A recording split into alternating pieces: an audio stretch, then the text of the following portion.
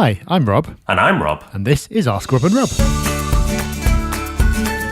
Hello everyone and welcome to Ask Rob and Rob, the show where you get your normally property questions in and we do our very best to answer them. Now this show is a normal episode because they are property questions and two very good questions at that. But before we get going, let's give you a quick reminder how you can get your questions in to the show. Yep, all you need is these numbers in this order: 013 808 00035. That's 013 808 00035. Or you can dispense with numbers completely and just go to propertyhub.net/ask. Either way, leave us a voicemail, get your question in, just like Des did. Hey Rob and Rob, thank you very much for doing these podcasts. I find them really helpful. My name's Des. I listened to your podcast the other day on exit strategies. What I'm interested in is I've got a property that I've held for about 15 years. I bought it for £80,000. It's probably now worth around £200,000, but is mortgaged at £150,000. Obviously, I've remortgaged it to invest elsewhere, and I've kind of done okay with that. I guess my question is should I sell it or should I rent it? It's a leasehold property, got 90 years left on it. I'm mindful that if I sell it, I'll be liable for capital gains, so may not be able to take much out of it.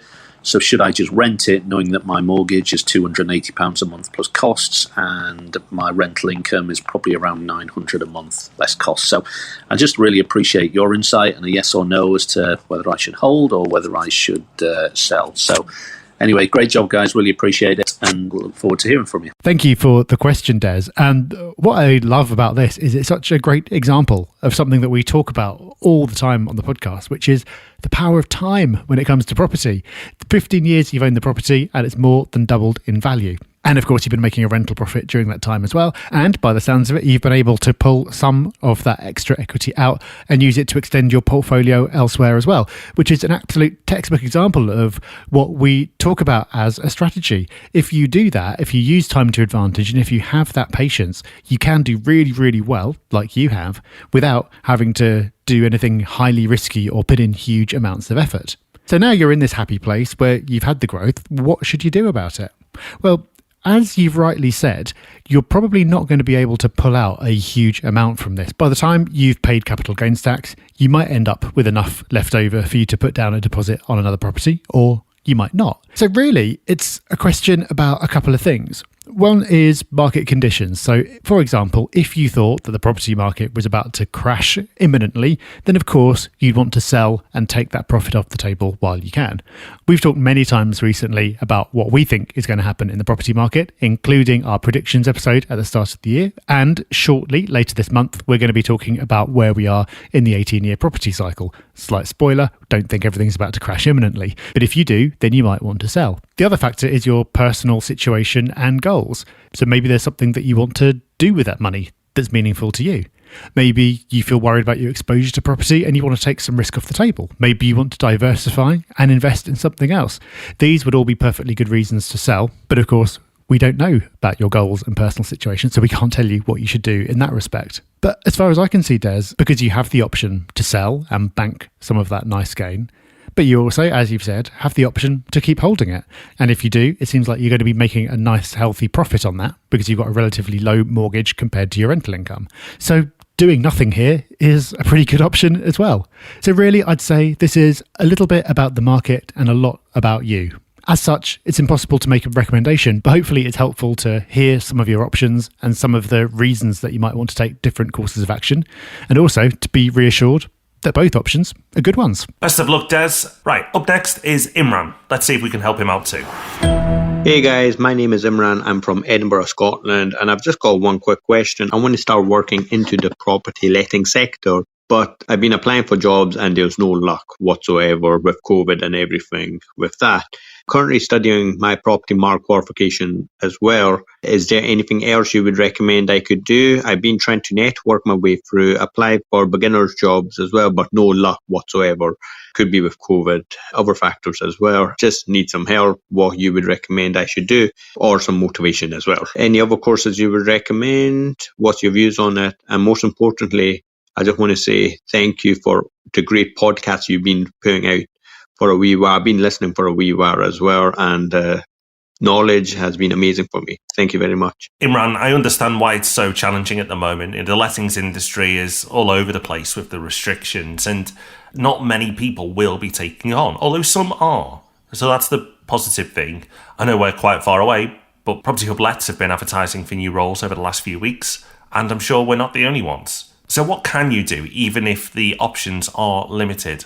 Well, actually, I'm going to recommend a podcast, and you might not be surprised, it's actually one of ours, but it's going to be worthwhile because it's called How to Get Your Dream Job. It was episode 257.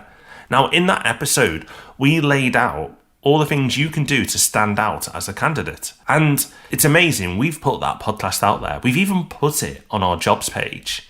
And the amount of people that still don't follow those steps, even though we're signposting them to how to get a great application in and shine through an interview process, they just don't do it. So that should give you hope. Because even when people have a framework to look good in an interview process, most people won't be bothered to follow it. Harsh, but true. So, if you're willing to put that extra effort in, you can really stand out amongst the crowd. Now, the first part is obviously getting in through the door and really look at that CV and go, okay, well, if I like experience from a work point of view, what else can I demonstrate? What did I do that was different? Have I traveled to more interesting places? Have I got a unique hobby? Have I had some fantastic life experiences? If you've got any of that, then put it down. If you haven't, don't worry. But if you have, take advantage of that. List them. Then, if you are really still struggling because of your lack of experience, get some. And that might be through volunteering, through a related charity. And if it's property related, that's obviously going to help. Or you can offer your services for free. Now, you may think, oh, well, if I just inquire at a company and say I'm happy to work for free, then they're going to take me on, right? Some might, but probably the best companies won't. We have a lot of people contact us saying, oh, can I come and work for you? I'm happy to give you my time for free. But actually, that's creating work for us and for me when I get those emails. Because I will then go, well, what can you do? And I have to think of a role for that person. So I decline those opportunities just because it means that I'm going to have to now do the work to understand who you are, what you're good at, and what roles you can do. So if you're going to offer your services for free, then make it very easy for the person you're approaching and say, this is what I'm good at, and this is what I can do for you, and here's the value that you will gain by me doing this role for you for no cost. So it seems like a lot of effort to go to, again, for a role that won't pay.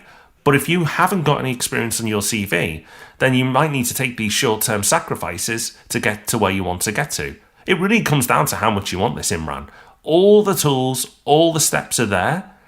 Most people won't follow them, but if you do, I have no doubt you will be successful. But best of luck. I appreciate now more than ever it is challenging and you will have to work that little bit harder. But the good news is it still can be done. So answers there for Des and Imran. Hope those were useful for you. If you've got a question of your own, of course, please send it in. And if not, well, that's fine. We'll meet again anyway this Thursday for the Property Podcast. And don't forget, on a Friday as well now, we've got our other podcast, Any Other Business. Go search Any Other Business for that one. Make sure you subscribe so you can catch that every Friday. So we'll see you in just a couple of days for those. Until then, bye-bye. Bye-bye.